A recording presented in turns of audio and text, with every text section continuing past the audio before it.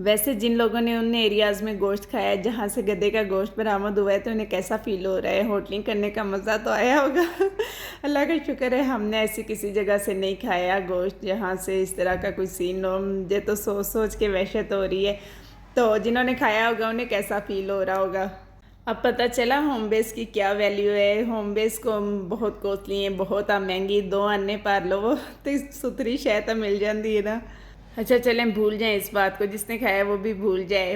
तो मैं यहाँ पे ये आपको बताने वाली हूँ कि जब मैंने फ़िज़िकल क्लास स्टार्ट की थी तो बहुत से लोगों ने ये कह के ज्वाइन नहीं की कि टू फार, बहुत दूर है आप, कुछ को फ़ीस का इशू था, कुछ को क्या। तो मैंने आपके कंफर्ट जोन में रह कर सीखने का भी अरेंज कर लिया है। जिसको ऑनलाइन क्लास चाहिए वो मुझसे कांटेक्ट कर सकता है। मैं उसको बहुत ही रीज़नेबल प्राइस में और अपने कंफर्ट जोन में रह के आप बहुत आराम से जहाँ बैठ के जब टाइम मिले तसल्ली से देख के आप अपनी क्लास को सीख सकते हैं।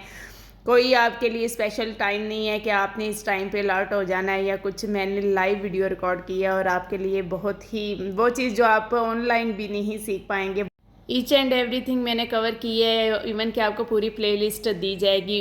अगर मैंने वनीला स्पॉन्ज केक की मैंने जो डिटेल है वो आप लोगों को साथ शेयर करनी है। जो वनीला केक में जिनको प्रॉब्लम हो रही है, जो सीखना चाह रहे हैं, तो वो इस क्लास को ज्वाइन कर सकते हैं। उनको बहुत डिटेल मिलेगी हर चीज़ की। आप आराम से तसल्ली से टाइम निकालें और सारे पॉइंट्स को गौर से देखें और फिर उसके मुताबिक आप अपना केक बनाएं तो आपकी केक जो है वो परफेक्ट बनेगा। ये इंशाल्लाह मेरी तरफ से एक गारंटी है। और अगर कोई प्रॉब्लम आपको फेस करने को मिल रही है तो फिर आप पूछ सकते हैं आप मुझसे। आपके साथ मैं लिंक शेयर करूंगी। अगर आप क्लास को ज्वाइन करते हैं तो फिर आप वहां से जाके सीख सकते हैं और वो हर किसी को नहीं शो होगा, सिर्फ वही जिनको मैं वो प्रोवाइड करूंगी वही देख पाएंगे। आज मैंने 2 केक बनाए, दोनों ही विंटेज स्टाइल में थे और इसके ऊपर उन्होंने कहा था वाइट सिल्वर कलर का जो आपने ग्लिटर करना है, तो वो मैंने कहा दिया था। बहुत शाइनी और बहुत ही प्यारा और क्यूट सा केक जो रेडी हुआ था उन्हें देखते ही बहुत पसंद आया। और दूसरा जो था वो हार्ट शेप में बनाना था, तो ये मैंने पहले ही डिलीवर कर दिया, दिन में ही वो करना था सेकेंड टाइम, तो फिर मैंने वो सेकेंड टाइम बना के डिलीवर कर दिया। अभी मैंने वनीला स्पंज केक की डिटेल और डिटेल रेसिपीज़ 1 पाउंड की अलग से 2 पाउंड की अलग से मैंने जो है रिकॉर्ड की है, लाइव रिकॉर्डिंग की है और वो आप लोगों के साथ शेयर करूंगी। और इसके अलावा और भी जो भी डिटेल होगी वो उस प्ले लिस्ट में ऐड कर दी जाएगी। आपको जब आपको टाइम मिले आप उसको देखें और आप परफेक्ट बेकिंग सीख सकते हैं। जिसको वनीला स्पंज केक बनाना आ गया ना समझे उसको सारी बेकिंग आ गई, क्योंकि यही मसला करता है। इसी को सीखने में हर साल लग जाते हैं, 2-3 साल आपको कवर करने में लग जाते हैं इसको सीखने में, इसके पॉइंट्स को। तो वो आप अगर इस तरह से क्लास ज्वाइन करके सीख लेते हैं तो आपका टाइम भी बच जाता है, आपका मटेरियल भी बच जाता है, आप जल्दी अचीव कर लेते हैं सब कुछ। तो जो इंटरेस्टेड है कम इन इनबॉक्स, नंबर मैंने शेयर कर दिया है, इस पर आके सारी डिटेल आप ले सकते हैं। बाकी ये 2 पाउंड में मैंने हार्ट शेप केक बनाया था। ये ऑस्ट्रेलिया से मुझे सिस्टर ने ऑर्डर किया था, यहाँ अपनी फ्रेंड को उन्होंने डिलीवर करना था, तो ये भी मैंने बना के तो इसे डिलीवर कर दिया था। आप लोगों ने मुझे बताना है कि ये दोनों केक कैसे बने। अच्छा, वीपी विप क्रीम में डेयरी फ्लेवर भी आया है और ये केक जो है मैं ये उसी डेयरी फ्लेवर से बना रही हूँ और बहुत ही अच्छा बना है और ये फ्लेवर भी बहुत अच्छा है। वीपी विप का वैसे ही मुझे टेस्ट बहुत ज़्यादा पसंद था, तो मैंने वो और भी क्रीमें यहाँ आके यूज़ की हैं, लेकिन फ़ाइनली मैं जाके फिर उसी पे टिकती थी वीपी विप। और ये डेयरी फ्लेवर उसी में से ही वीपी विप में ही आया है, तो मैंने डरते डरते पकड़ा है। वहाँ इम्तियाज़ मॉल पे गई थी लेने के लिए और वहाँ पे इसके 2-3 फ्लेवर पड़े हुए थे। एक तो वो स्ट्रॉबेरी फ्लेवर, वो मैं पहले भी काफ़ी दफ़ा देखा है लेकिन मैंने वो लिया नहीं था। अब मैंने वो भी लिया है, वो भी अच्छा है, लेकिन वो पिंक कलर में है कि अगर आप ये इस बात पे ध्यान कर लीजिएगा कि आपको सिर्फ पिंक केक ही बनेगा।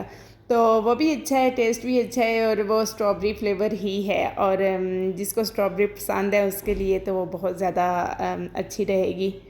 डेयरी लाइफ का टेस्ट तो मुझे बहुत पसंद था लेकिन उसको हैंडल करना मुझे ठीक से नहीं आया, तो इसका टेस्ट भी उससे मिलता जुलता है डेयरी लाइफ से। और ये भी डेयरी फ्लेवर है तो ये अच्छा है इसका टेस्ट।